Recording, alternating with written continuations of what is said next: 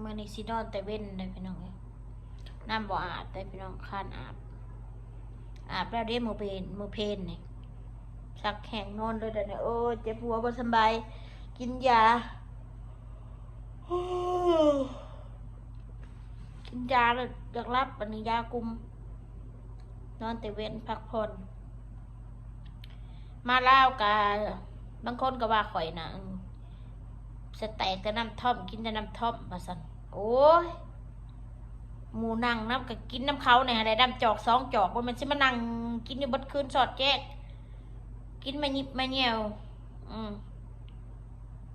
เขาก็นั่งว่าวนั่งร่มกันนั่งเล่นน้ำกันเนาะบางคนบ่อยากนอนกินกาแฟมันก็ดีดมันนอนดึกบัดในตื่นนอนดึกแล้วก็พักผ่อนมาเพียงพอมันก็เลยถือขิงไข่ฝนประตกแน่มาสิน้ำท่อมเขาก็กินปกติแต่พี่น้องพอดีสิมานั่งกินกระดอกกระเดียต้มเอาเสียเงินมาใส่สุด1กาเกือบ200นะต้มหม้อหนึ่งก็กินกันบักกระไรคนเขาบอกเขากินกันเลย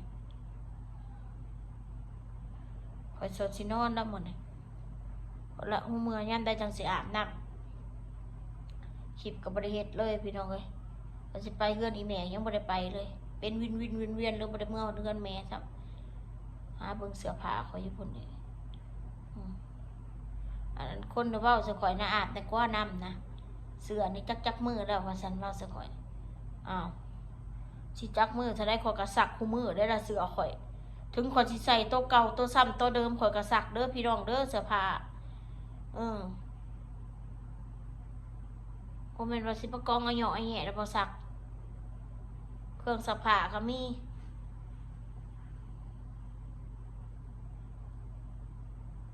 เจ็บหัวอยากนอนเลยเนี่ยกินเข่าแล้วน้องวนแกงเห็ดสุกินเป็นซื้อเห็ดเผิ่งมาแกงสุกินอิ่มแล้วผ่านกินอุ่นน้อยอุ่นใหญ่ไม่น้อยสินอนจัก2 ชั่วโมงหนึ่งดอกก็น่ะกระลุกนอนพักผ่อนก่อนไวเมื่อยเป็นเมื่อยได้แล้วบ่หรือว่าสิตายหรือบ่เนาะคือเขาเจ้าว่าบ่พี่น้องฝากเบิ่งลูกข่อยเด้อเบิ่งครัวข่อยนำ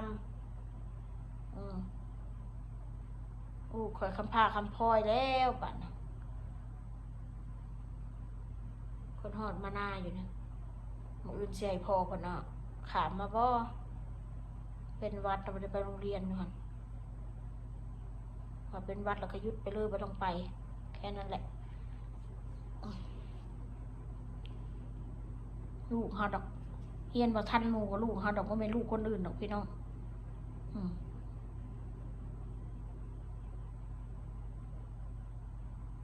มีหยังเฮาก็เบิ่งเอาเองนะลูกเฮา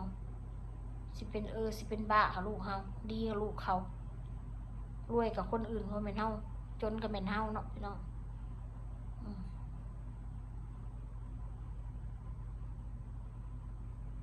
โทรพ่อใหญ่เพชรมาบ่สิมาเฮ็ดนะ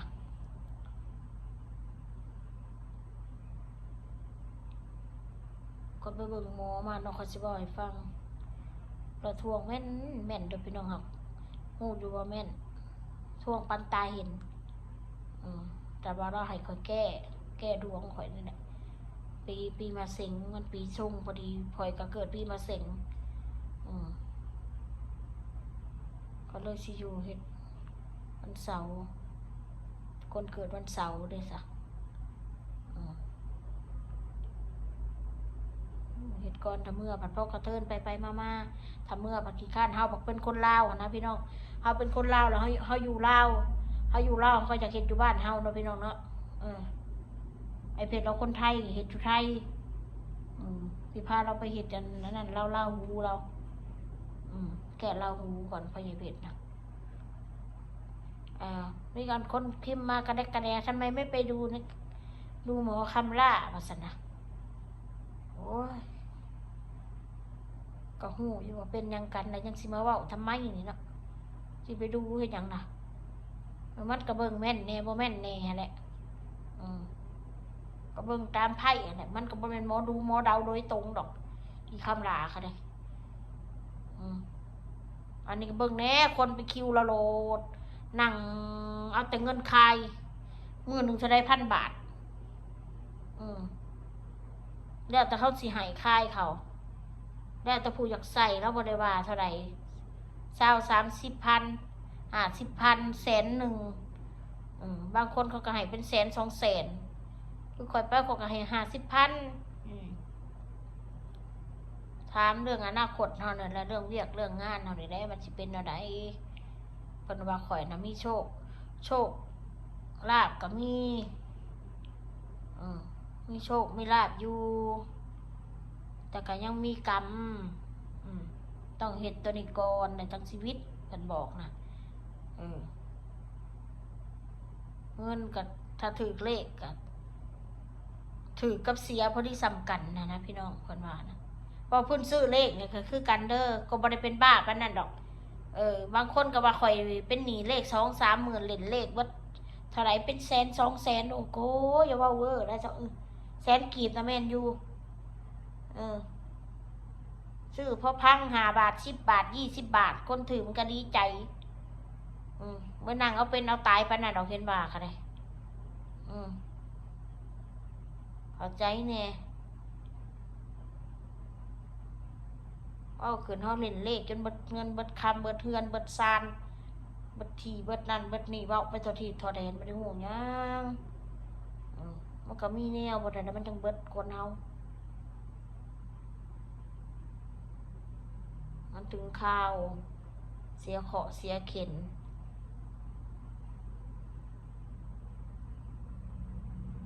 สร้างมันเถอะบ่ได้ซีเรียสดอกพี่น้องเบิดก็เบิดไปบ่มีก็อยู่หมอแม่ๆแค่นั้นแหละตะกี้เฮาบ่มีหยังเฮาก็ยังอยู่ได้ตอนนี้เฮายังบ่มีลูกเฮาดูแลลูกกันแหละบ่มีหยังก็สร้างคันได้มีลูกเนาะพี่น้องเลี้ยงให้เขาใหญ่แค่นั้นแหละ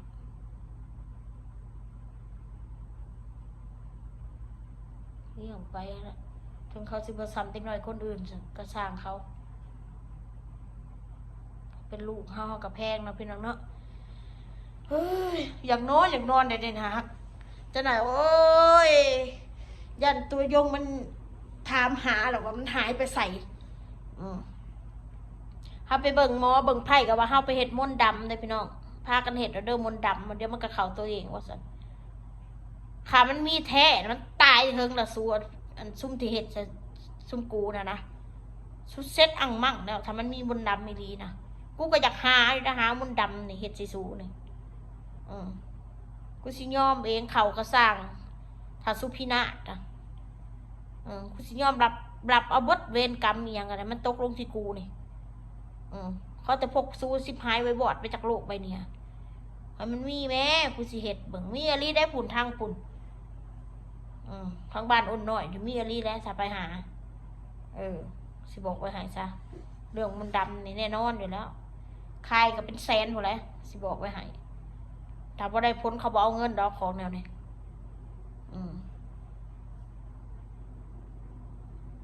100,000 บาทอยู่แล้วใครก็ได้เขาลงมือก่อนโลดว่าซั่นซะเอาที่อยากไปผิดสังดินลนไปเพียงผิดกันในโซเชียลจนสิอยากขายอยากแกงกันมันก็บ่แม่นแนวเนาะผิดแล้วกับแล้วไปอายุมันกระสันนิดเดียวเบิ่งแล้วก็สิเป็นสิตายเอาแต่ละคนโอ้ตายสูงคอยว่ามันเป็นการหาเงินนะคะมันบ่แม่นว่าการเกลียดการสร้างหรอกเป็นหาเงินเลยหาในง่ายไล่สดบันไดเงินได้พากันไล่สดเอาแล้วบัดนี้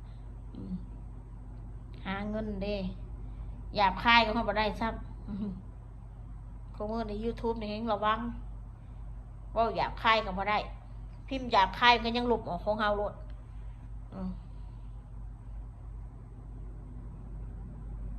ซุ่มหยาบคายนะตีเอาโก้ยจ้างก็บ่ได้ฟันธงเลยก็บ่ได้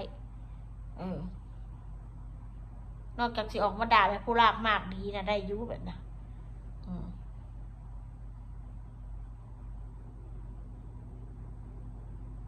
วันศีลวันพระเด้อมาซาถูก ผู้ใดมันคิดจังไดกับเฮาซาถูกพี่น้องเอ้ยขอให้มันได้รับกรรมเร็วๆบุญที่มันเคยสร้างก็ขอให้มันบาปกรรมย้อนที่โตมันเองบ่ไผก็ได้สิ่งใดที่มันเคยสร้างบุญสร้างกุศลกับคนนะถ้ามันคิดบ่ดีกับคนก็ซาถูกให้มันย้อนเข้าโตมันเองเบิดบาปกรรมตามสนองจักกรรมไผแหละเนาะพี่น้องมื้อนี้ใส่น้ำกันน่ะเราก็คิดว่าอันซ้ำนี้เราควรสินอนพักผ่อนกันจักชั่วโมงหนึง